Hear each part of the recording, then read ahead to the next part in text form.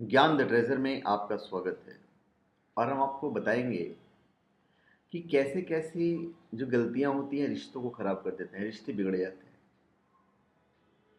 कई बार होता है जब हमारे रिश्ते में दिक्कत आती है और हम समझ भी नहीं पाते हैं कि हमारी गलती क्या है। अगर वाकई आप रिश्तों को सुधारना चाहते हैं, उसमें भरे करवाहट को मिटाना चाहते हैं, तो अपने बिहेवियर पे कहीं ना कहीं नज़र डालिए आप कि बिहेवियर में आप कहीं कुछ गलती तो नहीं कर रहे हैं। तो एक हट वाली बात हो जाती है। तो हट जो छोड़ देनी चाहिए। जब आप रिश्ते में होते हैं तो कई बदलाव के लिए तैयार रहना होता है।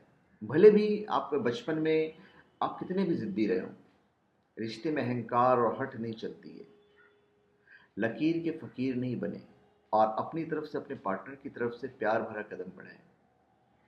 नाराज़गी के बाद प्यार से हाथ थाम कर देखिए। देखिए आपको अपने अंदर ही एक ताजगी महसूस होगी। फिर जो पुरानी गलतियां होती, पुरानी गलतियों को लेकर ताना कभी नहीं मारना चाहिए रिश्तों में।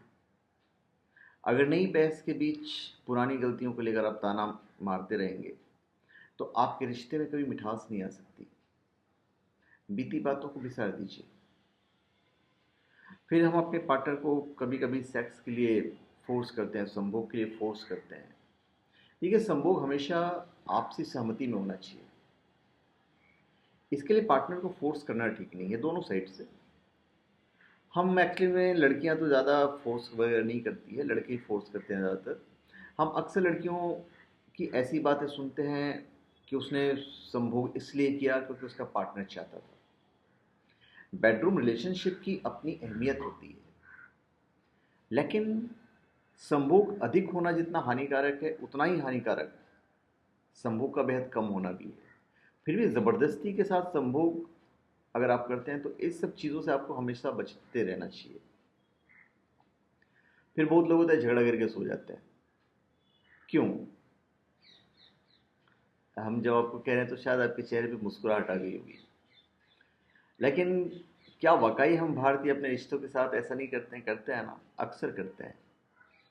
अगर आप खुद रात को सुकून से सोना चाहते हैं और अपने पार्टनर को भी चैन की नींद देना चाहते हैं तो झगड़े की सारी बातों को क्लियर कर लीजिए और फिर सो जाइए। झगड़ा करके सोना और झगड़े को लंबा खींचना हमारे रिश्तों की गर्मजोशी को कम करता है। फिर अगर आप किसी के एक्स नहीं कराना चाहते तो इस आदत को बदल लीजिए। उसके बाद कभी कभी हम बहक जाते हैं। कई बार होता है जब बिना किसी कारण के हम बहक जाते हैं।